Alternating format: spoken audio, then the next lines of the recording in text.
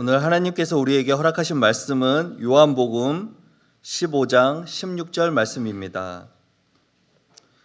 요한복음 15장 16절 말씀입니다. 다 찾으셨으면 한 절 말씀이므로 다 같이 한 목소리로 읽도록 하겠습니다. 시작.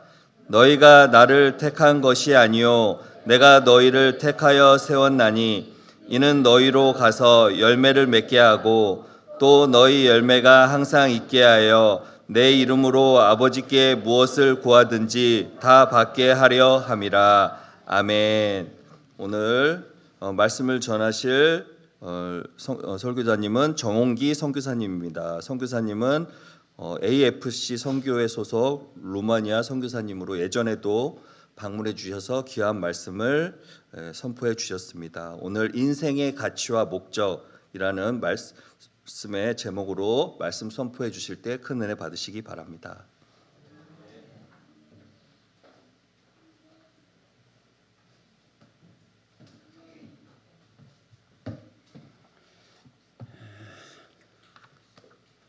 반갑습니다.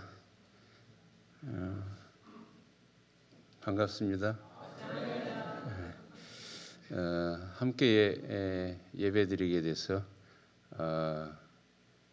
기쁩니다.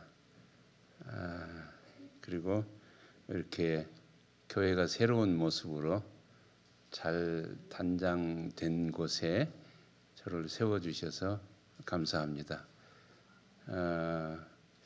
오늘 주신 말씀은 우리가 성경에서 가장 유명하게 잘 아는 말씀들 여러 곳 있을 줄 압니다. 요한복음 3장 16절처럼. 그러나 우리가 그리스도인의 삶을 살면서 그리스도인으로서 살아가면서 해야 될 일 또는 그것을 우리가 전도, 선교, 봉사라고 표현할 수도 있는데 그러한 일을 하는 데 있어서는 가장 중심적인 말씀이라고 저는 생각을 합니다. 그래서 제가 제목을 인생의 가치와 목적, 즉 우리가 살아가는 데 있어서 가장 중요하게 우리 마음에 담고 무엇을 하든지 이 두 가지를 생각하게 되죠. 가치가 무엇인가요? 나의 가치 또는 삶의 가치, 또 목표는 무엇인가? 어떤 사람들은 목표를 다 정해놓고 살기도 하죠. 또 어떤 사람들은 목표를 정하지 않고 그냥 사는데 자기가 그냥 사는 것 같지만 하나님이 인도하는 목표에 의해서 살아가는 사람도 있죠. 오늘 유 집사님 기도하시는 내용 속에서 저는 이 제목과 동일한 기쁨 마음을 보았습니다. 교회에서 주일날 대예배 때 기도를 통해서 은혜를 받는다는 거 그렇게 쉽지 않죠. 오늘 그 기도에 깊은 감동을 받아서 저를 더 숙연하게 하고 또 많은 생각을 하게 합니다. 제가 한 가지 궁금한 게 나중에 생겼어요. 저희 아버지가 저를 언제 낳냐 하는 게 궁금해졌어요. 따져보니까 6.25 전쟁이 끝난 이후에 저를 낳더라고요. 그러면 6.25 전쟁 때 결혼을 했다는 얘기 아닙니까? 제가 어렸을 때 들은 말로는 아버지가 학도병에 끌려가가지고 원산 어디까지 가서 포로로 잡혀서 포로 교환을 해서 이렇게 돌아왔다고 그래요. 근데 아버지가 돌아와서 보니까 저 고향이 전라북도 고창인데 아버지 형제간들이 전부가 다 그 당시 빨치산들에 의해서 9월 26일 날인가 그 할아버지, 할머니, 큰아버지 20몇 명이 전부 다 죽창에 찔려가지고 다 죽는 그런 가정이었어요. 그런데 아버지는 이제 끌려갔으니까 안 죽은 거지. 그런데 돌아와서 보니까 다 죽었잖아요. 아마 한 마을에 좀 유지였나 본데 다 죽으니까 아버지가 이제 누나가 한 분 살았었나 봐요. 아버지가 그것이 원통하고 분하니까 매일 술 먹고 그놈들 죽이러 다닌다고 막 그러고 다녔대요. 그런 얘기를 들었는데 그러면 질문이 그런 속에서 저를 낳았다는 거 아닙니까? 그런 속에서. 그래서 제가 태어났을 때 아버지는 이미 그런 환경으로 인해서 늘 그 술 좋아하고 이렇게 노름 좋아하고 노름이 그때는 지금 생각하면 거예요. 놀이인가봐 놀이. 놀 게 없으니까 놀이 도박 좋아하고 남의 일 도와주는 거 잘하고 근데 또 우리 집안 도와주는 제가 형제간이 지금 현재 4명 살아있고 6명인데 2은 죽고 4명 살아있는데 우리 집 돌보는 것은 잘 안 한 것 같아요. 기억해 보니까 아버지가 어디 가서 이제 동네 사람들하고 늘 가서 이제 그 동양화를 가지고 노는 것 같아요. 그러니까 어머니가 하도 안 오면 저를 보내서 야 홍기야 네가 가서 네 애비 좀 이렇게 오라 그러고. 내가 그런 경험이 한두 번 있는 것 같아 희미하게. 근데 한 번은 아버지를 이제 보니까 진짜 동양화를 가지고 즐기는 아버지. 동양화를 하는 사람 다 그걸 좋아한다고 우리나라 사람들은. 근데 불러서 오니까 아버지가 이제 화가 났나 봐. 화가 나가지고 와서는 우리 어머니한테 뭐라 하면서 불렀다고 이게 자기 체면 깎게 해가지고 어머니 손을 소뚜껑에다 놓고 때려버리더라고요. 그 기억이 나. 근데 어머니는 항상 보면은 어머니가 우리를 이제 키워야 되잖아요. 그러니까 어머니는 항상 보면은 우리 아버지는 제 왼수, 그리고 우리가 조금 잘못하면 저 왼수 같은 놈 닮아서 그런다고 그러고 그리고 아버지가 돌보지 않으니까 찢어지게 가난하게 살죠. 저는 뭐 그때나 지금이나 가난이라는 단어는 사실 저는 그렇게 생각을 많이 안 하고 살았어요. 제 성격이 그런지 내가 뭐 가난해서 뭐 어땠다. 근데 가난한 거지. 가난하니까 저는 국민학교 졸업하고 중학교 좀 다니다가 말았어요. 그러니까 가끔 우리 아버지나 어머니가 이제 철이 들어가지고는 뭐 홍기 뭐 학비 없어서 학교도 못 보내고 뭐 노트도 못 사주고 뒷바라지 못 해줬다는 그런 얘기를 가끔 할 때가 있어요. 그때 잘하지 왜? 하여튼 그렇게 가난한 거지. 그래서 학교 제대로 못 다녔어. 16살 때 그 당시에 전라북도 고창에서 서울까지 오려면 밤 기차 타면 8시간 오잖아요. 8시간. 우리 목사님도 그 기차 탄 얘기를 하지만 저도 그때 보면은 그 8시간 타면 그냥 꽉 차가지고 앉을 데도 없어요. 그리고 저는 아는 사람도 없이. 근데 기억이 나.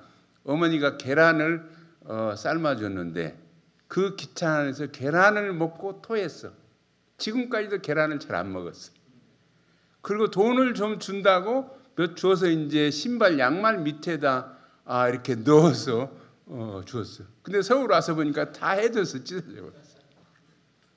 그 18살 때 그 사촌 형들이 이제 큰 아버지들이 다 죽을 때 그 죽창으로 찔러 죽을 때 제일 큰 아버지의 아들 하나, 그 다음에 딸 하나, 그 다음에 둘째 큰 아버지의 아들 하나, 딸 하나 이렇게 아이들이니까 안 죽였는데 그 사촌 형이 서울에 살았어. 그런데 제가 중학교 들어갈 때 장학생으로 들어갔다고. 그런데도 졸업을 못하고 오니까 그 사촌 형이 홍기 저는 조금 똑똑한 것 같은데 시골에서 나도 뭐라냐 서울로 오라게 해가지고 제가 오니까 명동 회연동에서 만나가지고 저를 그날 저녁에 공장에다 집어넣었어.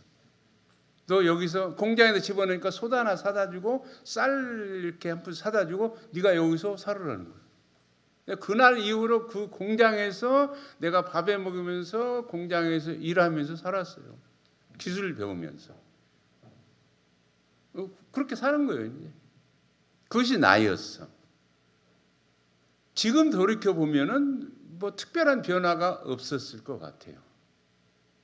근데 지금 우리가 이렇게 한국 사회에서 많이 듣는 얘기 중에 하나가 그런 얘기더라고요. 누구는 뭐 금수저, 흙수저 이런 얘기를 많이 하는 것 같아요. 그래서 저도 물어봐요. 그럼 나는 흙수저야, 금수저 뭐야 나는? 뭔 수저예요? 보니까 나는 아무 수저도 없이 태어난 것 같아요. 사는 것 같아요. 그리고 우리가 오늘 선교관에 여기 오면 어디 있어요? 오늘 교회 선교관에 우리 와이프하고 둘이 있는데 커피 타는 스푼에 보니까 나무 스푼이 하나 있더라고요. 근데 내가 보니까 나는 나무 수저네? 하여튼 근데 그게 내 가치였어요. 근데 그렇게 생각하면 안 되죠. 내가 오늘 말씀을 들으면서 아니요, 이게 나가 아니었어. 내 가치는 따로 있더라고. 그래서 내 가치가 뭡니까? 내 수저는 뭐냐고. 그래서 내가 보니까 아이고 내가 가지고 있는 수저는 금수저 이상. 금수저 이상은 뭐예요? 혹시? 예? 누가 그랬어요? 다이아몬드 수저가. 근데 내가 그래서 오늘 이거 준비한 난 다이아몬드 수저야. 무슨 말입니까? 내 그 가치가 아이덴티티가 예수님으로 인해서 바뀐 거잖아요. 내가 16살 때부터 서울에서 공장 생활을 하다가 23살 때까지 예수님이라는 예자도 못 들어보고 교회라는 교자도 못 들어보고 성경 그러니까 예수님에 관한 건 그러니까 철저하게 무지한 속에 살았다가 그 우리 어머니가 예수를 먼저 믿었어. 그 어머니가 이제 하도 가난하니까 보따리 장사를 하다가 어느 동네를 가니까 어떤 전도사가 전도를 하는데 어떻게 전도했어요? 예수를 믿으면 우상 숭배를 하지 말아야 되고 제사를 안 지내도 된다고 하니까 어머니 생각이 버떡 든 거예요. 한날 한시에 26명이가 죽었으니까 그 제사를 드리는 것이 가장 힘든 거였는데 예수를 믿으면 그걸 안 해도 된다니까 예수를 믿어버린 거예요. 할렐루야. 어떻게 해서 뭐 예수 믿는 게 또 간단해요. 그게 하나님이 하시는 일인 줄로 믿습니다. 그러니까 가끔 우리가 뭐 전도하고 선교하고 하면서 일들을 복잡하게 생각하는데 하나님이 하시는 일은 간단합니다. 아주 심플하고 그리고 분명하게 예수 믿어버린 거예요. 예수를 믿어버리고 그 다음에 성경을 읽다 보니까 성경 국민학교도 안 나왔으니까 글도 못 읽었죠. 근데 교회를 다니면서 성경을 읽으면서 한글을 깨우친 거예요. 이 어머니가. 그러다가 한글을 깨우쳐서 읽다 보니까 구약 성경에서 뭐라고 그래? 모든 첫 번 난 것은 다 하나님의 것이요. 그러면 내 첫게 누구요? 홍기요. 내가 우리 어머니의 첫 열매요. 그거 어떻게? 첫 열매는 하나님의 것이니까 바쳐야 된다는 거예요. 하나님 바친 거예요, 혼자. 근데 그 전에 나를 그 옆에 선운사 절에다가 저를 이렇게 팔았다 그러죠. 팔아놓고 예수 믿고 나를 다시 예수님한테 바친 거예요. 그 예수님에 바쳐놓고는 그 어떻게 나는 예수님을 모르잖아요. 그러니까 자기 혼자 가서 매일 새벽 기도를 몇 년째 새벽마다 가서 아들을 위해서 기도한 거예요. 그러다가 어느 날 저에게 드디어 어머니가 예수님에 대해서 얘기하고 교회를 가자고 해서 교회를 한번 가봤는데 내 스타일이 아니더라고. 그래서 그 다음날 즉시 서울로 와버렸어. 근데 어머니는 또 집착하면 포기를 안 해요. 1년 후에 우리 여동생 통해가지고 편지를 썼어. 금방 죽게 생겼다고 빨리 내려오라고. 가보니까 멀쩡해. 그게 뭐예요? 그 모든 것이 다 나의 아이덴티티와 가치를 변화시키는 하나님의 작업이었어요. 그러니까 하나님의 부르신 거예요. 지금 오늘 예수님께서 제자들이 그러잖아요. 너희들이 나를 택한 거냐? 아니다 이거야. 가끔마다 우리는 우리가 특히 루마니아에서 제가 경험한 많은 사람은 자기가 예수 믿는 걸로 결정한 거예요. 내가 어느 날 예수님 믿고 결정하고 그런 사람들 다 자기가 교만해. 예수 믿으면서 교만한 사람은 어떤 사람이요? 자기가 예수 믿는 사람은 교만해요. 왜 내가 믿어? 근데 그게 아니요. 너희가 나를 택한 것이 아니요. 내가 너를 택하였다. 아멘. 그뿐만 내가 너를 지명하여 불렀나니 너는 내 것이라. 근데 내가가 중요하지 않아요. 내가. 아까 기도하는데 예수님이 왕이라고 그러잖아요. 왕 중 왕. 또 나가서는 천지를 창조하신 분, 알파와 오메가, 처음과 나중, 영원하신 분 그리스도가 우리에게 너는 내가 지명해서 불렀다는 거예요. 할렐루야. 이것은 특별히 우리가 놀랄 것도 없어요. 그냥 주님이 그렇게 부른 거예요. 그러니까 특별히 감동받을 것도 없어. 사람마다 다 그 회심한 그것이 다 다를 수 있지만 그러나 다 방법이 달라. 그건 주님이 한 거죠. 그렇다고 남의 그거에 놀랄 것도 없어요. 그래서 저는 그런 과정에서 그 어머니가 가슴이 멀쩡해.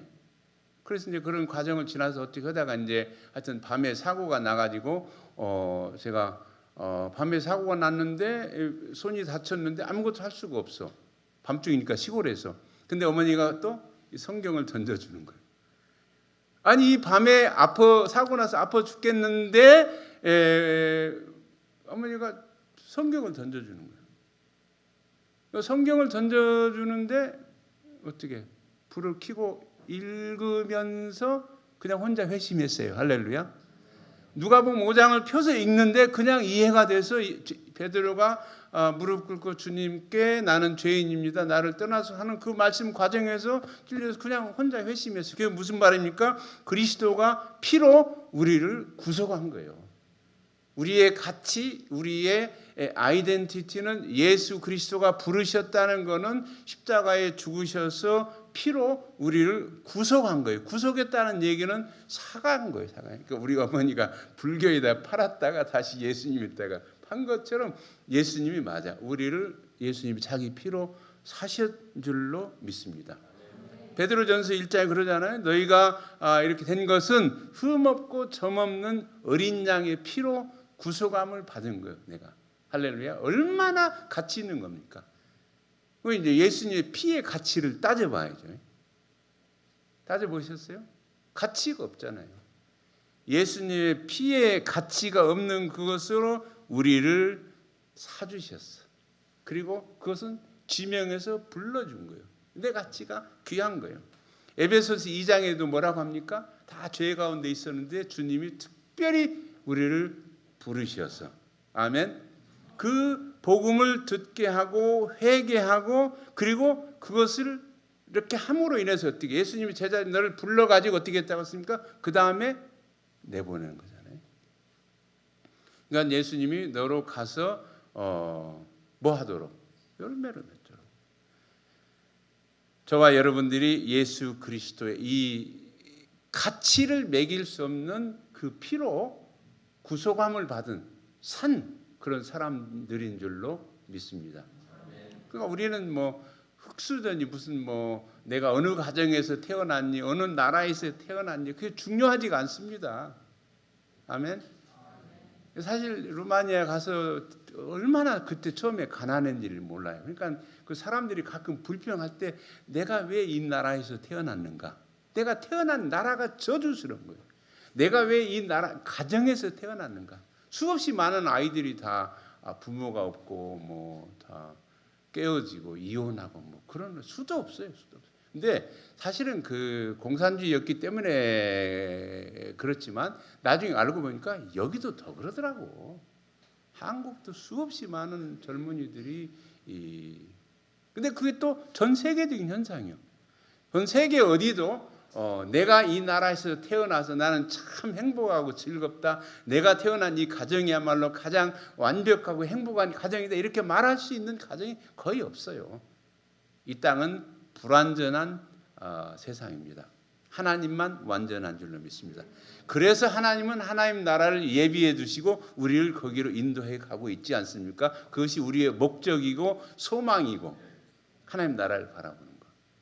이건 어차피 우리가 어느 나라에서 태어나서 어느 가정에서 태어나서 내가 뭐 이렇게 뭐 내 자신이 뭐 흙수저니 뭐니 그 생각할 필요 없어요. 내가 예수님의 피로 구속함을 받은 사람은 그 이후로 주님과 함께 다니면서 열매를 맺는 삶을 사는 거예요. 아멘. 제가 루마니아에서 얼마 전에 청년을 하나 만나는데 18살 때 우리 그 나라에서 가장 위험한 마피아 중에 한 사람이었어요. 18살 때. 루마니아 이제 그 옛날에 소련이 한쪽을 떼어가 가지고 만든 나라가 몰도바예요. 이 몰도바인데 몰도바 한 500만 살았어 그 당시. 몰도바에서 가장 위험한 마피아 중에 하나요. 이게 18살짜리가. 그래서 내가 놀랐어요. 그 18살짜리를 잡아가는데 군대를 동원해서 잡아가서 그 다음에 재판에서 무기징역을 해서 감옥에다 넣어놨어요. 감옥에도 어디 독방이지. 저는 감옥을 안 가봤어.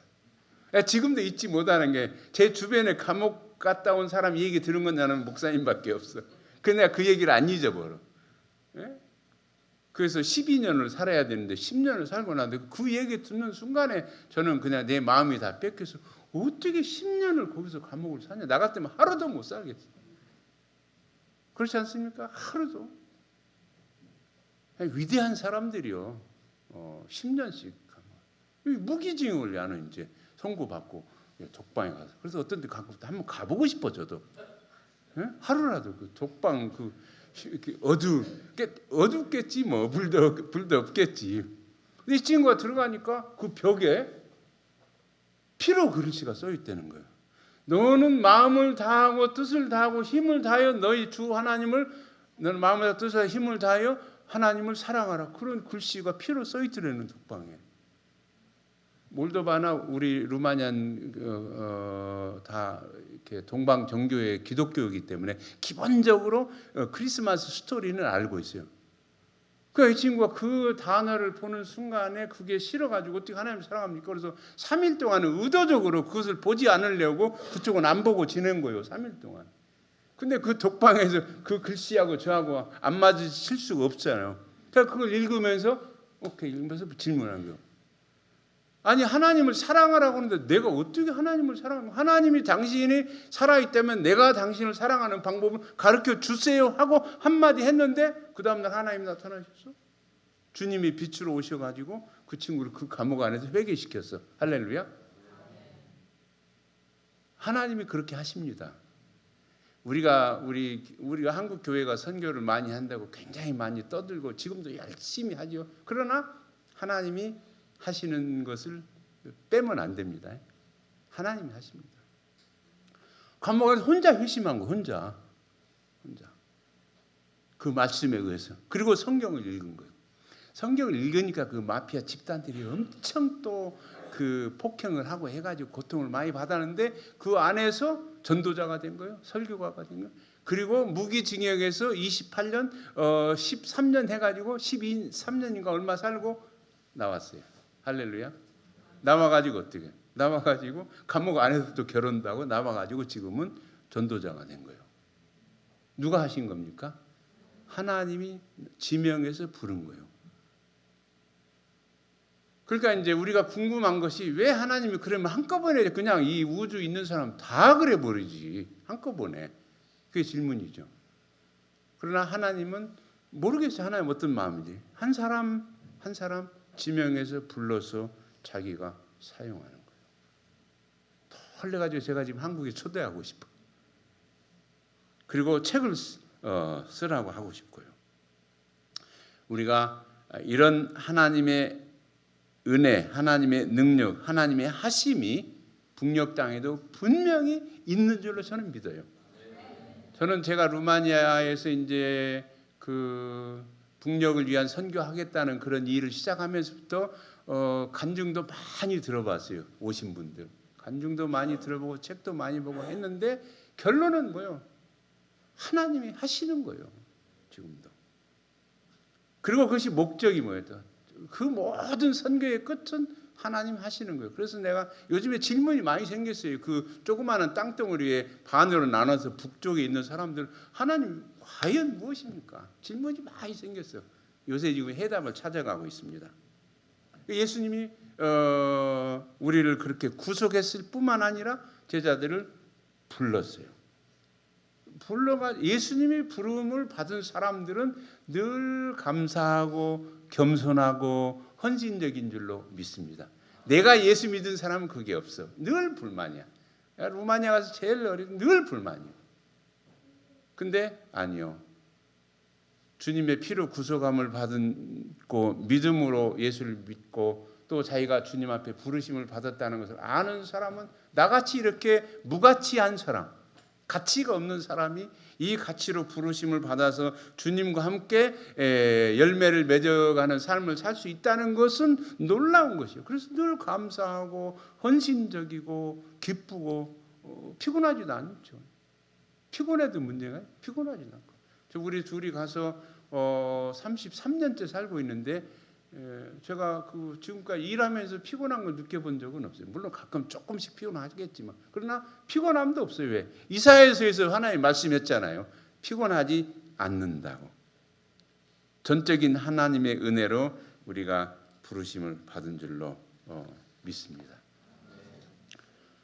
제가 책을 우연히 하나 보게 되는데 1925년도에 독일 수녀들이 원산에 도착을 했어. 그래가지고 1945년에까지 잘 지내다가 1949년에 67명이 체포돼가지고 나중에 이제 42명만 살아남았는데 함경도 옥사독이라는 산악지대에서 노동을 하는 삶을 사는 거예요. 이 수녀들이. 저는 잘 모르지만 또 노동을 하면서 이분들이 얼마나 고통스러운 삶을 살았는가를 책으로 적었더라고요. 얼마나 고통스러워. 그래서 이들이 그런 얘기를 썼어요. 우리가 정말 아골골짝 빈들이라도 우리가 가겠다고 정말로 모든 것을 헌신해서 주님을 살겠다 해서 왔는데 막상 그 고통 속에서 살다 보니까 그 삶을 실제로 체험하는 거예요. 평소에 기도했던 것들을. 그러면서 쓴 말이 고통을 긍정적으로 생각하는 것은 천국 건설의 가장 힘 있는 원동력이다. 고통이 천국 건설의 힘이라는 거예요. 아멘. 이렇게 시를 썼어요. 우리는 참으로 세상에서 버림을 받아 완전히 잊혀진 존재들인가. 그러니까 60몇 명이 완전히 산악지대에서 잊혀져 사니까. 그리고 이제 시들을 썼었는데 나올 때 1954년 1월 8일 날 신우주에 와가지고 22일 날 독일에 도착하는데 나올 때 모든 걸 다 뺏겼어요. 글로 쓴 건 다. 그러니까 나와가지고 이제 그 수녀들 한 사람이 외운 거, 이 사람이 외운 거, 이 사람이 쓴 걸 다 이렇게 모아가지고 시를 쓴 거예요. 그 시 중에 하나가 이렇게 했어요. 쓸모가 없어서 다 내다버린 쓰레기란 말인가? 햇볕에 조금씩 녹아내리는 눈처럼 그렇게 우리의 생명은 꺼져가고 있는가? 우리는 아무에게도 도움을 주지 못하고 우리의 이 고통은 무의미할 뿐인가? 이런 시를 쓴 거예요. 주님의 부르심을 받고 원산에 가서 살다가 공산당들이 와서 잡혀가지고 그 고통을 속에서 살아남은 거예요. 그래서 54년에 독일로 이전해서 가서 이 글을 쓴 거예요.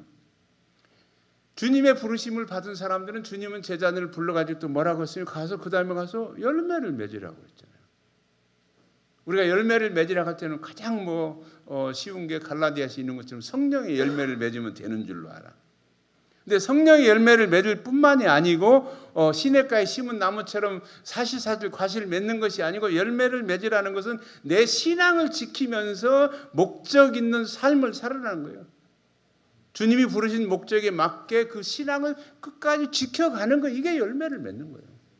아멘. 사실 우리가 사는 이 세상은 신앙을 지키기가 쉽지 않아요.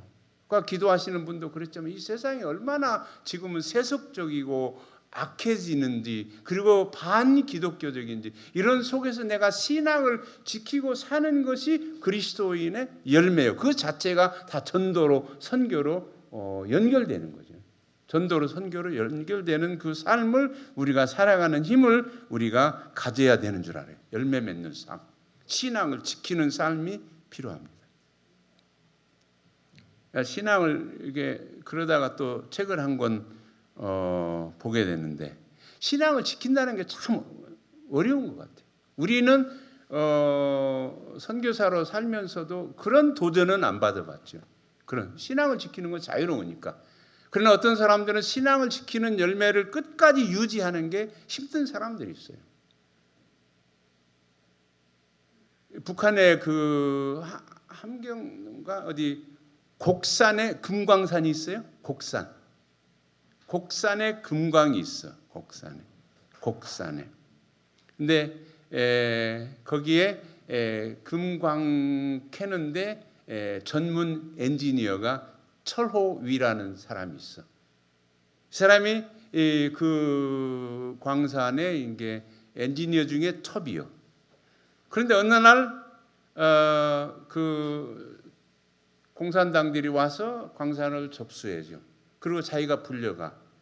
근데 이 사람이 책을 쓰면서도 날짜를 잘 기록을 안 했는데 가끔 한두 개 써서 내가 찾아봤더니 이제 불려갔어. 근데 난데없이 이 공산당들이 심어놓은 그 사장이 자기를 부르는 거예요. 광산에. 불러서 들어가서 보니까 자기는 전문 엔지니어니까 굉장히 대우받는 사람인데 대화를 하는 중에 이제 그 새로 부임한 사장이 문제가 있다는 거예요. 뭐 문제냐? 쭉 대화를 하다가 문제가 되면서 서류를 하나 딱 내미는 거예요. 입당 원서를 쓰라는 거예요. 네가 이 입당 원서에 사인하지 않으면 너는 이 방에서 나갈 수가 없다는 거예요. 그러면서 이제 어떻게 달력을 봤더니 1948년 10월 9일에서 그걸 썼더라고. 그게 제가 이제 감을 잡은 48년이면은 3년 후에 이미 그 동네에 이제 그런 형태가 일어나니까. 그래서 여기 너 알잖아. 나는 하나님을 믿는 사람이야. 내가 하나님을 믿는 사람이 입당 원서를 쓴다는 것은 내 하나님을 믿는 신앙을 포기하는 거. 내가 열매 맺어가야 될 그 삶을 포기하는 거 나는 안 하는 거 알잖아. 왜 강요하는 거야? 그래서 계속 이 얘기를 하는 거예요. 근데 그 친구는 나도 어쩔 수가 없어. 이 광산이 유일하게 너만 입당 원서를 안 해. 네 동네에서 스캔들이 돼 있어. 그래서 네가 이 입당 원서에 쓰지 않는 한 너는 나갈 수가 없어. 입당 원서를 쓰면 어떻게 되냐? 이때 마침 그 전국에서 그 엔지니어 6명으로서 가장 우수한 엔지니어 6명으로 선발이 돼가지고 만약에 훈장도 받고 많은 특혜를 받을 사람인데, 근데 입당 원서를 안 쓰면 어떻게? 라이센스를 뺏어가는 거예요. 그래서 못 나간 거예요. 그 좀 있으니까 와서 이제 또 누가 딴 사람 데리고 와서 이제 감옥으로 데리고 가는 거예요. 감옥으로 데리고 가는 거 보니까 그 우리 그 광산에서 자기 밑에 있던 사람들을 데리고 가서 아는 채를 반가웠는데 아는 채다 데리고 가죠. 그날 경찰서로 들어가서 그날부터 감옥 생활하는 거예요. 감옥 생활만 했나 보니까 이미 벌써 자기 가족 부모들도 이미 다 조사받고 감옥 살고 나오고 그러다 보니까 부모들도 흩어지고 자기도 감옥 살다 나중에 나와서 보니까 집에 들어가지 못하고 방황하는 삶을 몇 년을 살더라고요. 엄청 고통을 산에서 막 자고 그러더라고. 들판에서 자고. 그럼에도 불구하고 자기 신앙을 지키는 거예요. 그러다가 하나님의 은혜로 항상 하나님의 은혜는 하나님이 선택한 사람들은 그 열매를 맺는데 끝까지 맺어갈 수 있도록 하나님이 지키시는 거예요. 1958년도에 제주도를 통해서 부산에 와가지고 그 다음에 여기서 신학하고 그 다음에 미국 유학 가서 목회를 한 사람이에요. 이 사람이 영어로 새벽의 결심이라는 책을 썼어. 이 카피가 우리 집에 있어 제가 어느 날 봤어요. 놀라운 간증이에요. 저희는 33년도에 루마니아 갔을 때 공산 체제가 붕괴된 이후에 사회에서 살으면서 모든 걸 다 봤어요. 그 사회가 얼마나 부패하고 가난하고 또 무질서하고 그런 속에서 살면서, 그런데 이것이 하나님께서 우리로 하여금 그런 속에서 북한에 선교하신 길로 인도한다. 근데 그게 지금 지난번에도 말씀드린 것처럼 지난 8년 동안 제가 루마니아 교회 지도자들을 한국에 모시고 와가지고 교류하면서 루마니아 사람들이 북한을 위한 기도를 하게 하고 그다음에 선교를 하는 준비를 하고 있어요. 그러면서 제가 말씀을 보면서 가장 이제 깊게 생각하고 질문이 되는 게, 우리는 지난 70년, 80년 동안 한국 교회가 엄청 기도를 많이 했어요. 근데 제가 보니까 기도가 잘못된 것 같아요. 많은 사람들이 기도를 하고 많은 사람들이 많은 일을 했어. 그런데 아무 일도 안 일어났단 말이에요. 어딘가 잘못된 거예요. 어딘가. 나 오늘 그 기도에 진짜 깊은 감동을 받았어요. 우리가 북한 선교를 한다고 할 적에 또 그건 주민들을 위해서 생각할 때 올바른 기도를 해야 된다고 생각합니다. 올바른 기도. 저는 여러분들은 올바른 어떻게 기도를 하는지 모르지만 저희는 저희 두 부부 올바른 기도를 하기 위해서 늘 그 생각을 하고 있어요. 최근에 생각하는 기도는 제가 지난번에도 본 것 같지만 저는 그 기도가 그게 나훔서 1장 13절 말씀, 이제 내게 지운 그의 멍에를 내가 깨뜨리고 너희 결박을 끊으리라. 그것은 하나님이 끊으신다. 그래서 제가 주님이 우리를 부르셔서 우리를 제자로 삼으시고 나가서 보내시고 한 것처럼 거기 있는 2,500만, 2,400만 그런 고통을 당하는 사람들에게도 주님이 없는 거 하셔야 되는 거예요. 주님. 많은 사람들이 많은 얘기를 해요. 제가 이제 이걸 하면서 좀 이렇게 관계를 하다 보니까 너무 많은 정보, 너무 많은 단체, 너무 많은 수도 없으니까 어느 생각, 어느 이론, 어느 방법이 있는지 알 수가 없어요. 그래서 제가 요새 그냥 내 방법대로 내가 생각하는 대로 하나님이 주시는 방법, 내 방법이 하나님이 하시는 방법이 무엇인가를 찾아가는 거예요. 근데 하나님 하시는 방법은 기도를 올바로 하는 거더라고요. 기도하는 거예요. 주님, 그들의 멍에를 꺾어주십시오. 멍에를 꺾어줘야죠. 주님, 어느 순간에 꺾을 수 있어요. 그리고 그들이 자유롭게 이동하고 또 그리스도의 빛을 비춰주십시오. 그 깜깜한 깜방에서 주님이 직접 빛을 비추셔가지고 회심하게 한 것처럼 우리 북에 있는 그 주민들에게도 주님이 친히 그들에게 빛을 비추셔야 돼요. 우리가 할 수, 주님이 친히 빛을 비추셨어요. 또 그뿐만 아니라 제가 그 짧은 말씀을 통해서 회심한 것처럼 어떤 경우라도 북한 주민들이 하나님의 말씀을 들어야 돼. 말씀이 없이는 역사가 없잖아요. 말씀을 들어야 돼. 어떻게 말씀을 듣냐? 제가 많은 간증을 들으면서 다 이렇게 종합적으로 한 건데, no matter what, 어떤 고통을 당하고 어떤 일이 있어도 주민들이 말씀을 들어야 돼. 어떻게 말씀을 들어? 그래서 요새 생각이 어떻게든 그 말씀을 이렇게 전해야 돼. 그래서 저는 이제 내년 기도가 이렇게 루마니아 주민들이 그쪽에 방문해서 이렇게 좀 이렇게 우리로 말하면 방문해서 기도도 하고 좀 보기도 하고, 그다음에 어떻게든지 성경 말씀을 근데 성경 말씀을 다 몰래 전하잖아요. 그래서 저는 성경 말씀 몰래 전하지 말고 그냥 공개적으로 전하는 방법이 뭐가 있을까 생각하고 그걸 준비 중이에요. 공개적으로. 그래서 공개적으로 그 사람들이 받아들일 수 있도록 성경을 제작해서 보내는 거, 이 생각을 하고 있어요. 그 말씀을 전해야 돼요. 그리고 그 말씀이 전해지는으로 인해서 그 말씀을 통해서 사람들이 주님의 빛으로 나올 수 있다는 것을 믿어요. 하나 더 기도하는 건 최근에 하고 마치겠어요. 여러분 아시다시피 우리 가장 그 문제가 많은 곳이 어디였어요? 이스라엘하고 팔레스틴하고 항상 전쟁을 하잖아요. 항상 전쟁을 해. 저는 가끔 그 생각을 해요.